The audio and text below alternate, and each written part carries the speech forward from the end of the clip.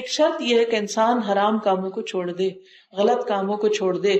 اب اس کی چھوٹی سی مثال میں آپ کو دوں گی ابھی کہ وہ کون سے ایسے کام ہیں، اور بہت سے ڈیٹیل قرآن مجید سے آپ کو پتہ چلے گی وہ کون سے ایسے کام ہیں کہ جن کے کرنے سے انسان کے باقی عمل بھی برباد ہو جاتے ہیں. ان میں سے سب سے بڑی بات ہے حرام رزق. حرام رزق، حرام رزق کا مطلب کیا ہے؟ دو طرح کا حرام ہوتا ہے. ایک حرام بالذات ہوتا ہے. حرام بالذات کیا ہے کہ مثلاً پورک. اب پورک از حرام. اگر کوئی پورک کھاتا ہے تو حرام کھاتا ہے، تو اس سے انسان کی عبادت قبول نہیں ہوتی، دعا قبول نہیں ہوتی. قرآن مجید میں اللہ تعالیٰ فرماتے ہیں یا ایھا الرسل کلوا من الطیبات واعملوا صالحا. اے رسولو پاکیزہ چیزوں میں سے کھاؤ اور نیک عمل کرو، یعنی پاکیزہ حلال چیزیں کھاؤ اور نیک عمل کرو. سورۃ البقرہ 172 میں فرمایا کلوا من طیبات ما رزقناکم واشکروا للہ ان کنتم ایاہ تعبدون. پاکیزہ روزی کھاؤ اور اللہ کا شکر ادا کرو اگر تم اسی کی عبادت کرتے ہو. کیا کہا؟ اگر تم اسی کی عبادت کرتے ہو تو کیا کرو؟ پاکیزہ رزق کھاؤ. یہ شرط ہے عبادت کی کہ رزق پاک ہو. اسی طرح مثلاً اگر کوئی شخص نماز پڑھتا ہے لیکن ساتھ شراب بھی پیتا ہے تو اس کی نماز ضائع ہو جاتی ہے. اسی طرح کوئی شخص نمازیں پڑھتا ہے لیکن نجومی کے پاس جاتا ہے تو آپ کو معلوم ہے کیا سزا ہے اس کی؟ 40 دن کی نمازیں قبول نہیں ہوتی. اب آپ نمازیں پڑھ رہے، تہجد پڑھ رہے، ساتھ نجومی کے پاس جانا نہیں چھوڑ رہے، تو کیا ہو گیا؟ ساری نمازیں cross cross cross cross cross, آپ کی ہوئی محنت اور کوشش ضائع. اب آپ کہ اچھا میں نماز ہی چھوڑ دیتی ہوں کیونکہ قبول نہیں ہوتی، اس لیے پڑھنے کا کیا فائدہ. تو نماز چھوڑنی چاہیے یا نجومی کے پاس جانا چھوڑنا چاہیے؟ نجومی کے پاس نہیں جانا چاہیے. یہ نہیں کہ 40 دن نماز ہی نہیں پڑھتے، نہیں، اس کا تو حساب ہوگا کیسے نہیں پڑھتے. اللہ نے عبادت کے لیے پیدا کیا ہے، آپ عبادت تو نہیں چھوڑ سکتے. جو چھوڑے ہوئے ہیں وہ اپنے آپ کو دھوکہ دے رہے ہیں کہ کچھ نہیں ہوتا. جو فرض ہوتا ہے، جو ڈیوٹی ہوتی ہے تو کرنی پڑتی ہے. مثلاً آپ کوئی ڈگری کر رہے ہیں اور اس میں کچھ سبجیکٹس آپ کے کمپلسری ہیں، میجر ہیں، اور کچھ آپ کے مائنر ہیں یا آپ کے آپشنل ہیں. تو اگر آپ نے آپشنل سبجیکٹ میں کوئی نہیں کیا تو کوئی بات نہیں، لیکن اگر آپ نے کمپلسری سبجیکٹس میں سے کوئی فیل کر دیا تو کیا آپ پاس ہوں گے؟ نہیں. اسی طرح اگر آپ نمازیں ہی نہیں پڑھتے تو پاس ہونے کے چانسز نہیں ہیں، کیونکہ وہ تو پہلا سوال ہے، فرسٹ اینڈ فور موسٹ چیز، اس کا تو حساب ہونا ہی ہونا ہے. تو یہ کانسیپٹ سمجھ میں آ گیا کہ نیک عمل کی قبولیت کی ایک شرط یہ ہے کہ انسان حرام کام چھوڑ دے. خاص طور پر وہ جن کی لسٹ ہمیں بتا دی گئی ہے کہ کون کون سے حرام کام انسان کے نیک اعمال کو برباد کر دیتے، ختم کر دیتے. اسی طرح اگر کوئی شراب پیتا ہے تو ایک حدیث کے مطابق اس کی بھی 40 دن کی نمازیں قبول نہیں ہوتی. بعض لوگ کہتے ہیں نہیں ہم عادی نہیں ہیں، کبھی کبھار پی لیتے ہیں، ایسے دوستوں کی مجلس میں شوقیہ ایک آدھ گھونٹ لگا لیتے ہیں. یہ بھی منع ہے، اس سے بھی عبادت قبول نہیں ہوتی. تو رزق حرام دعاؤں کی قبولیت میں رکاوٹ. اچھا، اب بعض لوگ حرام چیز تو نہیں کھاتے، پورک سے بھی بچتے ہیں، اس کی بائی پروڈکٹ سے بھی بچتے ہیں، دیکھتے رہتے ہیں نمبر اور چیک کرتے رہتے ہیں اس میں حرام نہ ہو، اس میں حرام نہ ہو، لیکن ان کا پیسہ حلال نہیں ہوتا، پیسہ نہیں حلال کا. مثلاً کون سے بزنسز ایسے ہیں کہ جو کرنے سے یا کس طریقے سے جو آمدنی ہے وہ حرام کی ہوتی ہے؟ سود، ربا، انٹرسٹ، کہ آپ اپنے پیسے فکس اکاؤنٹ میں ڈپازٹ کرا دیتے ہیں اور اس کی آمدنی کھاتے رہتے ہیں. دس از حرام. لاٹری، ہر جگہ جہاں لاٹری کا نشان ملا ٹکٹ خرید لیا، کیا پتا ہماری نکل آئے. اگر وہ نکل آئی اور جو ملا وہ سب حرام کا، کیونکہ اللہ تعالیٰ نے واضح انداز میں اس کو ہمارے لیے ناجائز قرار دیا. اچھا، اور کون سا پیسہ حرام کا ہوتا ہے؟ شراب بیچنا، پورک بیچ کر اس سے پیسہ کمانا، یا پھر ڈرگس، نشے کی چیزیں، جھوٹ بول کر بینیفٹس لینا. آپ اچھے بھلے کام کر رہے ہیں اور کہیں کر بھی رہے ہیں چھپ کے، اور ساتھ آپ بینیفٹس لیے چلے جا رہے ہیں، یہ شو کر کے کہ ہم مجبور ہیں یا کوئی ڈسیبلٹی ہے، جھوٹی گواہی دلوا کے کوئی اس طرح کے فراڈ کر کے پیسے لینا، اور یہ کہنا اچھا یہ کون سے مسلم ہیں ان کو دھوکہ دے دو. نو وے. کیا پروفٹ نے ایسے ہی کیا تھا؟ ہمارا دین تو ہمیں نہیں سکھاتا. حتیٰ کہ ہمارا دین تو ہمیں یہ سکھاتا ہے کہ جو تمہارے ساتھ خیانت کرے تم اس کے ساتھ بھی نہیں کر سکتے. کہاں یہ کہ ہم ان لوگوں کو ڈسیو کریں، چیٹ کریں، ان کو دھوکہ دیں جو ہمارے ساتھ بھلائی کرے. اسی طرح کام نہ کر کے تنخواہ لینا، کسی جگہ جاب کرنا لیکن وہاں کام کچھ نہ کرنا، یہ غلط کام کرنا، اور فراڈ کر کے اس کی تنخواہ لیتے رہنا. مثلا بینیفٹس مل رہے ہیں، خود کہیں سے اور ملک چلے جانا اور پیچھے سے نام نہیں کٹانا، جبکہ پتا ہو کہ لا ہمیں اجازت نہیں دیتا کہ ہم کہیں اور ہوں اور پھر بھی پیسے لیتے رہے. جی، ایکسیڈنٹ کلیم کر کے، فائر کر کے کلیم کرتے ہیں اور دھوکے سے، جھوٹ سے، فراڈ سے آمدنی بناتے ہیں، یہ حرام پیسے ہو جاتے ہیں، ان سے پھر عبادت نہیں قبول ہوتی. وہ صدقہ کرے تو صدقہ قبول نہیں، وہ اپنے لیے اوپر کھائے تو اپنے جسم میں حرام لے جا رہے ہیں، دعائیں قبول نہیں، نماز قبول نہیں. اسی طرح چوری کا مال انٹرسٹ بیسڈ ہوتے ہیں. پھر اسی طرح آپ دیکھیے کہ اس میں یتیم کا مال ہڑپ کر جانا. کسی کے ماں باپ فوت ہو گئے تو ان کا سامان پڑا ہے، بچوں بیچاروں کو خبر ہی نہیں کہ ماں باپ کیا چھوڑ گئے، اب وہ بعد میں چیزیں کھول رہے ہیں، کہیں سے جیولری نکل رہی، وہ جلدی سے بیگ میں ڈالیں، کسی کو کیا پتا. قرآن مجید میں اللہ تعالیٰ فرماتے ہیں کہ جو لوگ یتیم کا مال کھاتے ہیں وہ اپنے پیٹوں میں آگ بھرتے ہیں. آگ قیامت کے دن اس کے شعلے بھڑک رہے ہوں گے، منہ سے، ناک سے، کان سے نکل رہے ہوں گے باہر. کتنا بڑا ظلم. کسی کی زمین ناحق ہتھیا لینا، جعلی پیپر بنوا کے اس کے اوپر اپنا قبضہ کر لینا، یہ ساری وہ چیزیں ہیں کہ جن سے آمدنی حرام ہو جاتی ہے. جب آمدنی حرام ہوتی ہے یا حرام کاموں سے جو کمائی ہوتی ہے تو وہ جس چیز میں بھی لگائیں گے اس میں برکت نہیں ہوگی، پریشانی ہی پریشانیاں آئیں گی اس پر، اس میں کوئی خیر کا کام نہیں ہوگا. بظاہر اگر نظر بھی آئے تو اس کے اندر حقیقی خیر نہیں ہوگی. تو یہ چیز انسان کے عمل کو برباد کر دیتی ہے. حدیث میں آتا ہے رسول اللہ صلی اللہ علیہ وسلم نے ایک ایسے شخص کا تذکرہ کیا جو لمبا سفر کرتا ہے، بڑا گندا حال ہے، یعنی تھک گیا ہے اور اس کے بال بکھرے ہوئے ہیں. وہ دونوں ہاتھ بلند کر کے کہتا ہے یا رب، دعا کرنے لگتا ہے یا رب، اور یہ یا رب یا رب کی پکار بلند کر رہا ہے، جبکہ اس کا کھانا حرام، اس کا پینا حرام، اس کا لباس حرام، اس کی پرورش حرام پر ہوئی. تو ایسے شخص کی دعا کہاں سے قبول ہوگی؟ یہ صحیح مسلم کی روایت. تو اس لیے حد المسا کوشش کر کے اپنے مال میں سے حرام کو آؤٹ کر دینا چاہیے، اور جلد از جلد حلال کی کوشش کرنی چاہیے، اور اللہ سے دعائیں کرنی چاہیے. اللہم اکفنی بحلالک عن حرامک واغننی بفضلک عمن سواک. اللہ مجھے حلال کے ساتھ کافی ہو جا اور حرام سے مجھے بے پرواہ کرتے، یعنی حرام کا میرے دل میں شوق بھی نہ رہے. اسی طرح اور بھی کئی کام ہوتے ہیں کہ جس میں گناہ جو ہیں وہ انسان کے عمل برباد کرتے. مثلا آپ نے سارا وضو اچھی طرح کیا، ہر چیز صحیح طریقے سے کی، لیکن نماز پڑھتے وقت اپنے اتنے سے بال ننگے چھوڑ دیے، کیا نماز ہوگی؟ نہیں. آپ کے بازو ننگے ہیں؟ نہیں. آپ کی ٹانگ ننگی ہے. آج کل جیسے ڈریسز بن رہے ہیں اس میں آپ دیکھیے کہ لوگ اتنے چاک اوپر تک کھول لیتے ہیں، نیچے پاجامہ پہن لیتے ہیں. جس وقت رکوع میں جاتے ہیں ٹانگ کیسے دکھتی ہے، چاہے آپ پتلے ہو چاہے آپ موٹے ہو، ڈزنٹ میٹر. جو کپڑا جسم کے ساتھ ٹائٹ ہوتا ہے، جیسے ٹائٹ جینز ہے، یہ ٹائٹ پجامے ہیں، یا کچھ بھی ٹائٹ ہے کہ جس سے آپ رکوع میں جا رہے ہیں اور وہ سب کچھ شیپ دکھ رہی ہے، نماز نہیں ہوتی. یہ عمل نماز کو ضائع کرنے والا ہے. اول تو یہ ہے کہ عورتوں کی مجلس میں بھی گھٹنے سے لے کے ناک تک کا حصہ بالکل نظر نہیں آنا چاہیے، اللہ کہ کوئی بیماری ہو، مجبوری ہو، کوئی ٹریٹمنٹ ہو، وہ اور بات ہے. ادروائز اچھے حال میں اس کو ایکسپوز نہیں کرنا چاہیے. مثلاً کوئی ایسا ڈریس سل گیا، آپ نے نہیں سلوایا تھا، یا کسی نے آپ کو گفٹ دے دیا، اب پھینک بھی نہیں کہہ سکتے، پہننا پڑ رہا ہے، تو خصوصاً نماز میں اور باہر نکلتے وقت پوری طرح اپنے آپ کو چیک کر کے نکلے کہ کہیں سے دکھ تو نہیں رہے. نماز کے لیے ایک بڑی چادر بنا لیں جو سر سے پاؤں تک ہو اور اس کے اندر نماز پڑھیں. اسی طرح حجاب ہے.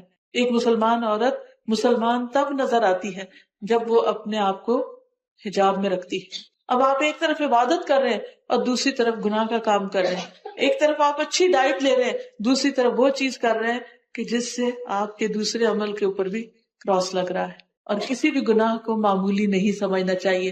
اگر آپ کہیں کہ نہیں یہ کون سا بڑا گناہ ہے، چھوٹا گناہ ہے، چلیے ہے تو بڑا گناہ، لیکن اگر آپ چھوٹا بھی کہیں تو آپ کو معلوم ہے چھوٹے گناہوں کے بارے میں نبی صلی اللہ علیہ وسلم نے کیا فرمایا؟ اے عائشہ، چھوٹے گناہوں سے بچتی رہنا، کیونکہ وہ جمع ہو کر بہت بڑے گناہ بن جائیں گے اور انسان کو ڈبو دیں گے. اس کے لیے ایک چھوٹی سی مثال ہے جو آپ نے ہمیں دی، وہ یہ کہ ایک دفعہ آپ صلی اللہ علیہ وسلم کسی جنگل میں اترے تو آپ نے سب سے کہا کہ لکڑیاں چن لاؤ. تو ہر کوئی ایک لکڑی لایا، کوئی کچھ، اور پھر وہ سب جمع کر کے جب جلائی گئی تو اس میں پورا کھانا پک گیا. حالانکہ کیا تھا، ایک چھوٹی لکڑی، لیکن وہ پورا کھانا پکانے کے لیے کافی ہو گئی.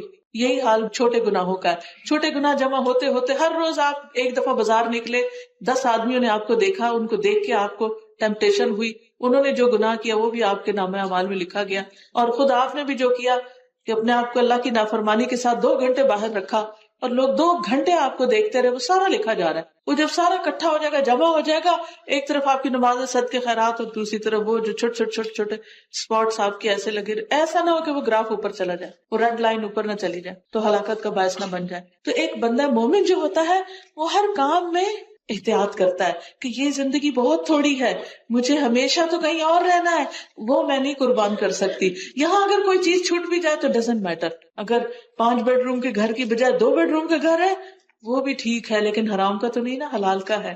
اگر 100,000 پاؤنڈز کی بجائے مجھے 30,000 بھی سال کے مل رہے ہیں, ڈزنٹ میٹر, ہے تو حلال کا نا. اس میں سے تھوڑے سے میں بھی آپ خرچ کریں گے, صدقہ کریں گے, اپنے اوپر خرچ کریں گے, وہ خیر ہی خیر, بھلائی بھلائی.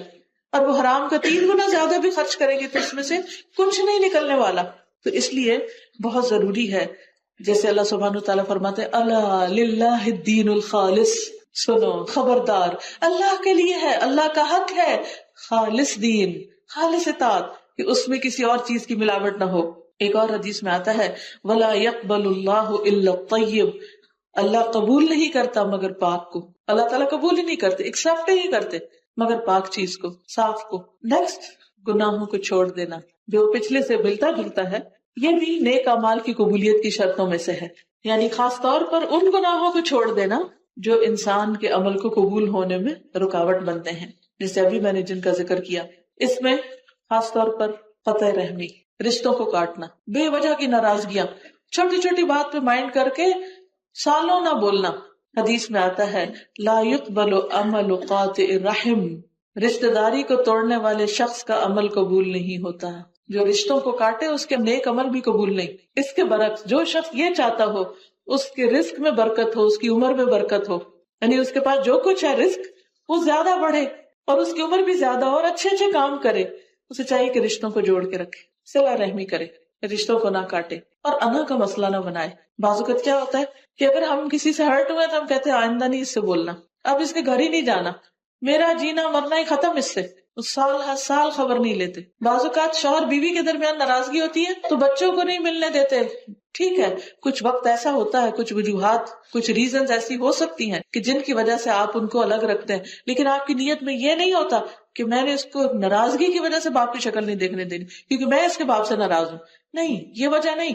یہ ہو سکتا ہے کہ اس کا بیڈ انفلوئنس نہ ہو, اس وجہ سے آپ نے بچا کے رکھا ہوا, تو وہ ایک اور نیت ہے. لیکن اگر آپ کو یہ ڈر نہیں ہے, صرف یہ تھا کہ آپ کے پرسنل اختلافات ہیں اور آپ کہتے ہیں بچے میرے ہی بن جائیں اور میں ان کو شکل نہ دیکھنے دوں دوسرے رشتے دار کی, تو یہ غلط ہے. کیونکہ بچوں کا حق ہے نا, ان کا خون کا رشتہ ہے, وہ ان کا باپ ہے. اللہ یہ کہ وہ ایسے حرام کام کرے, غلط کام کرے جس میں آپ کے بچوں کی آخرت کی فکر ہو, اس صورت میں آپ ان کو الگ کر سکتے ہیں. تو اس لیے بہت ضروری ہے کہ ہم سب حرام کاموں کو, گناہوں کے کاموں کو چھوڑ دیں. پھر اسی طرح کچھ اور کام بھی ہیں کہ جو انسان کے لیے نیک عمل میں رکاوٹ بنتے ہیں. اس میں خاص طور پر کسی مجرم کو پناہ دینا. حدیث میں آتا ہے, بخاری اور مسلم کی روایت ہے, جو شخص کسی مجرم کو پناہ دے نہ اس کی نفل نماز قبول نہ فرض قبول. ٹھیک ہے نا, نہ اس کا فرض قبول نہ نفل قبول. مثلا آپ کو پتا ہے کہ کوئی شخص قاتل ہے, کوئی شخص چور ہے, اور وہ چوری کر کے ڈاکہ ڈال کے, اور آپ کو واضح پتا ہے وہ گورنمنٹ سے بھاگا ہوا ہے, فرار حاصل کیا ہوا اس نے, اور آپ اس کو پروٹیکشن دے رہے ہیں کہ ٹھیک ہے تم ہمارے پاس رہ لو. مثلا کسی شخص نے 10 لوگوں کو قتل کیا اور اس کے بعد بھاگ کے آپ کے پاس آ کے چھپ گیا. آپ کہتے ہیں کہ اچھا ہم کیا کریں, اب رشتے دار ہے نا, بیٹا ہے, بھائی ہے, فلاں ہے, اگر ہم نہیں بچائیں گے تو کون بچائے گا, اب ہمارا فرض بنتا ہے.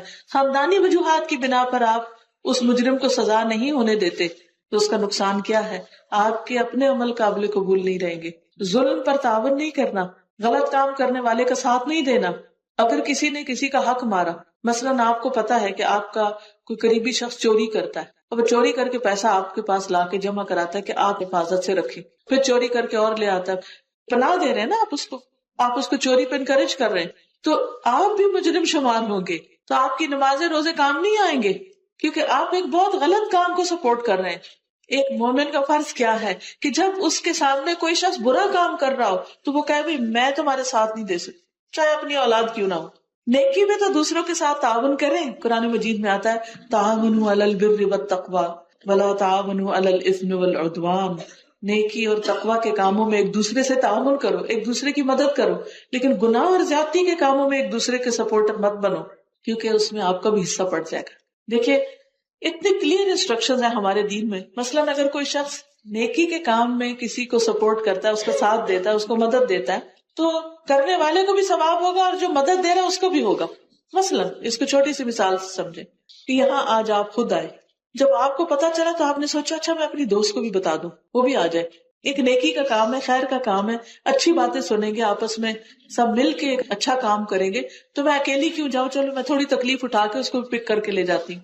ہو سکتا ہے وہ دوست آپ کی آپ سے بھی نیکیوں میں آگے نکل جائے.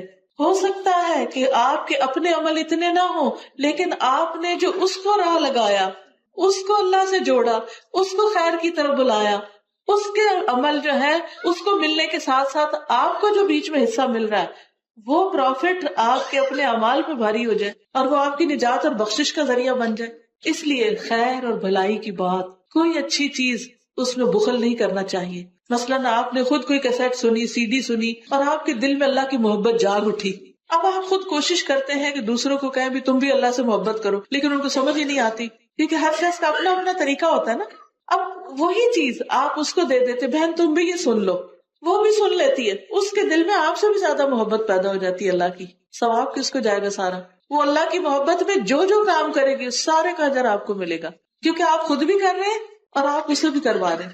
اب دیکھیے ہم سب اگر آج یہاں آئے ہیں تو کسی کے کہنے سے آئے نا، کسی کے انویٹیشن سے آئے ہیں. مثلا میں یہاں ایسی تھوڑی آ گئی، کسی نے مجھے بلایا تو میں آئی ہوں. تو جس نے بلایا، انتظام کیا، اس کے لیے ان سب لوگوں کا اجر ہے جو بھی ان کے کہنے پہ یہاں آئے. تو بعض اوقات تھوڑی سی نیکی کا کام ہوتا ہے، تھوڑی سی ایفرٹ لگاتے ہیں، لیکن اس کا اجر ملٹی پلائی ہو جاتا ہے، اتنا کہ انسان سوچ بھی نہیں سکتا. لیکن بہت دفعہ ہم سستی کرتے ہیں، ہم کہتے ہیں اچھا پھر سے کبھی، اچھا ہو جائے گا. وہ شیطان ہمیں روکتا ہے نا، سستی کرواتا ہے. مثلا اذان ہوگی، آپ نماز پڑھنے لگے تو آپ دوسروں کو بھی یاد دلا دیتے بھائی اذان کا ٹائم ہو گیا، آ جاؤ نماز پڑھیں. کیونکہ کئی دفعہ ایسا ہوتا ہے جیسے مغرب ہو جاتی ہے نا، اتنی تیزی سے ٹائم یہاں چینج ہوتا ہے کہ وہ انسان کہتا ہے اچھا 6:15. یہ نہیں ایک دن 6:15 ہے تو اگلے دن بھی 15 ہی ہوگا، اگلے دن 13 ہو چکا ہوگا، اور 2 دن اگر آپ نے خیال نہیں کیا تو وہ ہو سکتا ہے 6:10 ہو چکا ہو. اب وہ 6:10 پہ مغرب ہو چکی اور آپ کہہ رہے ہیں 6:15. نو وے، 5 منٹ تو آپ لیٹ ہی ہو گئے. تو اگر آپ نے گھڑی دیکھ لی اور آپ دوسروں کو کہتے بھائی اذان کا ٹائم ہو چکا ہے، نماز ہو چکی ہے، جلدی اٹھو. اب جتنوں کو آپ نے اٹھایا، آپ کی یاد دہانی سے وہ اٹھے، وہ اجر کس کو جائے گا؟ آپ کو جائے گا، کیونکہ آپ نے ان کو وقت پہ نماز پڑھنے کی یاد دہانی کرا دی. لیکن ہم اکثر کہتے ہیں ہو قضا، پھر اس کو خود ہی احساس ہو تو خود ہی پڑھے. نہیں بھائی، دوسرے سے غلطی ہوتے ہوئے کیسے دیکھ کے ہم بے چین نہ ہو؟ ہمیں بے چینی لگ جانی چاہیے. میں اٹھ گئی ہوں، میرے بچے سو رہے ہیں، میں جنت میں جانے کی تیاریوں میں ہوں تو ان کو سلا رہی ہوں کہ وہ جہاں مرضی جائیں. نہیں نہیں نہیں، یہ مجھ سے نہیں برداشت ہوتا کہ میرے بچے آگ میں جائیں، کیونکہ اللہ سبحانہ وتعالیٰ نے مجھ پر ذمہ داری عائد کی ہے. یا ایھا الذین آمنوا قوا انفسکم واہلیکم نارا، اے لوگوں جو ایمان لائے ہو، اپنے آپ کو اور اپنے گھر والوں کو آگ سے بچاؤ. خود کو پہلے بچاؤ اور پھر گھر والوں کو آگ سے بچاؤ، ان کی بھی فکر کرو. لیکن اگر آپ خود نہیں بچتے تو گھر والے کیسے بچیں گے؟ آپ خود کچھ نہیں کرتے اور آپ صرف ان کو تبلیغ کر رہے ہیں، ایسی تبلیغ کا کوئی فائدہ ہوگا؟ وہ جہاز میں آتے ہیں نا تو اس میں وہ اناؤنسمنٹ کرتے ہیں کہ آپ آکسیجن ماسک پہلے خود لگائیں، پھر بچوں کی ہیلپ کریں، پھر دوسروں کی مدد کریں. اگر خود کوئی بے ہوش ہو رہا ہے اور دوسرے کو وہ لگا رہا ہے کہ تم ہوش میں رہو، تو ڈزنٹ میک سینس، وہ دوسرے کو بھی نہیں لگا پائے گا. اس لیے بہت ضروری ہے کہ ہم سب پہلے اپنی فکر کریں پھر دوسروں کی کریں. اسی بندے کی بات اثر کرتی ہے، اسی کا فائدہ ہوتا ہے، اسی کا پھر بتایا ہوا لوگ عمل کرتے ہیں اور اس میں اجر ملٹی پلائی ہوتا ہے. اگر کوئی شخص خود نماز ہی نہیں پڑھتا اور دوسروں کو صرف ناک کر دیتا بھی نمازیں پڑھ لو اور خود جا کے سو جاتا ہے، ایسے شخص کا کسی کو بتایا ہوا صدقہ جاریہ نہیں بنے گا. تو جو چیز آپ دوسروں کو بتا رہے ہیں پہلے اس پر خود عمل کریں. امام احمد بن حنبل نے ہزاروں حدیثیں روایت کی، کتاب لکھی، اور ان کا طریقہ یہ تھا کہ وہ ہر حدیث کے بیان کرنے سے پہلے جو اس میں لکھا ہوتا تھا کوشش کرتے تھے اس پر ایک دفعہ تو عمل کر ہی لیں. ہمارا بھی یہی شوق ہونا چاہیے. اور پھر خصوصاً ایسے اعمال سے بچنا کہ جس سے انسان اللہ کی ناراضگی میں آئے. پھر آپ دیکھیں ایک اور چیز جس کے کرنے سے انسان کے اعمال برباد ہوتے ہیں، وہ شخص جو کسی قوم کی امامت کرائے، حالانکہ قوم ناپسند کرے، ان کو وہ امام پسند ہی نہیں، تو اس کی بھی نماز قبول نہیں، کہ وہ زبردستی دوسروں کے سر پہ مسلط ہے. اسی طرح وہ عورت جو رات اس حالت میں گزارے کہ اس کا شوہر اس سے ناراض ہو، وہ اس کی بات ہی نہیں مانتی، وہ کہتی میں جاب پہ جاتی ہوں، میں تھکی ہوئی ہوں، مجھے نہیں پرواہ کہ تم کیا کہتے ہو اور کیوں کہتے ہو، بس میری مرضی. نہیں، اللہ نے شوہر کا حق رکھا ہے اور وہ حق دینا ہمارے فرائض میں شامل ہے. اگر کوئی عورت دن بھر تبلیغ کر رہی ہے، درس دے رہی ہے اور بڑے بڑے نیکی کے کام کر رہی ہے اور شوہر اس کا ناراض ہے، تو کیا فائدہ؟ پہلے اپنا گھر ٹھیک کرے پھر اس کے بعد باہر نکلے. تو اس لیے ان چیزوں کا بھی لحاظ رکھنا ضروری ہے. اگر آپ سمجھتے ہیں کہ آپ سے اعتدال نہیں ہو رہا تو آپ دونوں میں بیلنس کریں، کچھ ادھر سے کام کریں کچھ ادھر سے کریں اور ایک بہترین رستہ اختیار کریں. بچے آپ کے بھوکے ہیں، وہ دین کو برا بھلا کہہ رہے ہیں اور آپ کو ایک ہی جنون ہے کہ بس میں صرف دین کا کام کروں، چاہے بچے جو مرضی کریں. وہ بگڑ رہے ہیں، وہ گھر سے بھاگ رہے ہیں، وہ کچھ کر رہے ہیں اور آپ اپنا سپارہ لے کے پڑھ رہے ہیں. نہیں، آپ کو یاد ہے کہ بنی اسرائیل کا وہ شخص جو صرف خود عبادت کر رہا تھا اور اتنا پرہیزگار تھا، کبھی کوئی گناہ نہیں کیا، اور پوری قوم بگڑ گئی تھی کیونکہ اس نے کبھی کسی کو منع نہیں کیا. تو جب اللہ تعالیٰ نے عذاب کے فرشتے بھیجے تو کیا حکم دیا؟ یہاں سے عذاب شروع کرو. وہ فرشتے گئے تو کہا کہ اللہ وہ تو بڑا عبادت گزار ہے، بڑا نیک ہے، اور میں کہ وہ صرف خود نیک ہے، دوسروں کو نیکی کا حکم نہیں دیتا، دوسروں کی فکر نہیں کرتا. تو ہمارے دین میں حقوق اللہ اور حقوق العباد دونوں ایک دوسرے کے ساتھ ملے ہوئے ہیں. ایک طرف اللہ کا حق ہے، دوسری طرف بندوں کا حق ہے. پھر اسی طرح دو بھائی جو آپس میں لڑے ہوئے ہوں، اگر ان کی بول چال بند ہے، اس حال میں ان میں سے کوئی فوت ہو گیا، وہ جنت میں نہیں جا سکے گا. اپنے دل سے لوگوں کی ناراضگیاں دور کر دے، ان کو معاف کر دیں، کیونکہ اللہ تعالیٰ معاف کرنے والوں کو پسند کرتا ہے. جو لوگ آپ سے ناراض ہیں یا آپ ان سے ناراض ہیں، ان کو منا لیں. آپ ہو سکتا ہے سوچیں کہ ہم تو کہتے وہ نہیں مانتے، تو ٹھیک ہے، آپ کا فرض پورا ہو گیا. جس نے پہل کر لی منانے میں، سارا اجر وہ لے گیا. لیکن اگر نہیں منایا اور اسی طرح دنیا سے چلے گئے تو معاملہ بہت خراب ہو جائے گا. ہمیں آخرت کی فکر کرنی ہے. ہمیں یہ نیک عمل کیوں کرنے؟ کیونکہ یہ آخرت کی کنجی ہے، آخرت کی کرنسی یہی ہے. اگر ہم دنیا سے بڑے سے بڑا مال و دولت بھی لے گئے، وہاں نہیں فائدہ دے گا، مگر وہ جو اللہ کے راستے میں دیا، وہ جو حلال طریقے سے کمایا اور حلال جگہ پر لگایا. کیونکہ بعض اوقات ہم مال حلال تو کما لیتے ہیں لیکن خرچ حرام جگہوں پہ کرنا شروع کر دیتے، اس کی پرواہ نہیں کرتے، معلوم ہی نہیں کرتے، کوشش ہی نہیں کرتے. تو اس کا بھی ہمیں خیال رکھنا ہے. تو عزیز بہنوں، آج کی اس گفتگو کے اختتام پر میں پھر اپنے آپ کو اور آپ سب کو یاد دہانی کراتی ہوں کہ اگر ہم واقعی اپنے انجام اور ہمیشہ کے انجام کے بارے میں سنجیدہ ہیں تو ہمارے لیے بہت ضروری ہے کہ ہم معلوم کریں کہ کون سی چیزیں ہمیں فائدہ دینے والی ہیں اور کون سی چیزیں ہمارے لیے نقصان دہ ہیں. ہو سکتا ہے کچھ باتیں ایسی ہوں کہ جو آپ کی سمجھ میں نہ بھی آئی ہوں، تو آپ مزید ان کو سمجھنے کی کوشش کریں. اور اللہ تعالیٰ کا کوئی بھی حکم حکمت سے خالی نہیں، اس میں ہمارے لیے فائدہ ہی فائدہ ہے. اس لیے بہت ضروری ہے کہ ہم اللہ تعالیٰ کو راضی کریں اور اللہ سبحانہ و تعالیٰ کی رضا کے لیے کوشش کریں. کوئی بھی کام اس وقت بہتر ہو سکتا ہے کہ جب ہم اللہ اور اس کے رسول صلی اللہ علیہ وسلم کے بتائے ہوئے طریقے کے مطابق کرنے کی کوشش کرتے ہیں. وہ طریقہ کیا ہے، اس کو جاننے کی ضرورت ہے، اس کو سیکھنے کی ضرورت ہے، اس کے لیے ہمیں علم حاصل کرنے کی ضرورت ہے. آپ اپنی دنیا کے کام کریں کیونکہ دنیا میں رہنا ہے، اس کے بغیر گزارا نہیں. کھانا پکانا ہے، کپڑے دھونے ہیں، گھر صاف کرنا ہے، بچے پالنے ہیں، شوہر کا خیال کرنا ہے، بچوں کا کرنا ہے، نیبرز کا بھی کرنا ہے. لیکن ان سب چیزوں کے لیے موٹیویشن چاہیے، ان سب چیزوں کو صحیح طور پہ کرنے کے لیے ڈائریکشن چاہیے، ان سب چیزوں کے کرنے کے لیے ہمت اور طاقت چاہیے. وہ ہمیں ملتی ہے سورس آف انرجی سے، یعنی قرآن سے. اپنے آپ کو قرآن مجید سے جوڑ لیں، اس کے معنی کو جانے، اس کی تفسیر جانے، اس پر عمل کرے. آپ دیکھیں گے کہ دل کی دنیا بدل گئی تو ہر کام آسان ہو جائے گا. جب دل میں اللہ کی محبت آ جائے گی، اللہ سے ملاقات کا شوق آ جائے گا، تو پھر کچھ بھی مشکل نہیں رہے گا. آپ کی سہولت کے لیے آپ کی ایسی بہنیں موجود ہیں کہ جو آپ کے لیے اپنا دن رات لگائے ہوئے، اپنا مال وقت جان ہر چیز لگائے ہوئے آپ کے لیے کوشش کرتے ہیں. تو آپ کو یہ چھوٹا سا کاغذ ملا ہوگا جس پر لیڈز میں اور کچھ دوسرے شہروں میں کلاسز کے ایڈریسز لکھے ہوئے. آپ یہ دیکھ لیجیے آپ کے گھر کے قریب کون سی کلاس ہے اور کون سا دن آپ کو سوٹ کرتا ہے. کانٹیکٹ نمبر نیچے دیے ہوئے، آپ فون کر کے معلوم کر سکتے ہیں. مثلا لندن میں، مانچسٹر میں، بریڈ فورڈ میں، لیڈز میں اور مڈل برا میں، ہڈرس فیلڈ، بیک فیلڈ، روچ ڈیل، ان ساری جگہوں پر قرآن مجید کی کلاسز ہو رہی ہیں. آپ جس جگہ رہتے ہیں جو آپ کو کنوینئنٹ ہے وہاں آپ فون کر کے ایڈریس معلوم کر لیں اور وہاں پہنچ جائیں. پھر یہ کہ کچھ ڈفرینٹ ڈیز پر ہوتی ہیں، ڈفرینٹ ٹائمنگز پر ہوتی ہے، اس کا بھی آپ معلوم کر لیں کون سی کلاس کس دن کس ٹائم پر ہوتی ہے. ہو سکتا ہے آپ کو اپنے ایریا کی کلاس کا دن سوٹ نہ کرتا ہو، تو آپ دوسرے ایریا کے دن کو معلوم کر کے کہ وہاں کس دن ہے، تو انشاءاللہ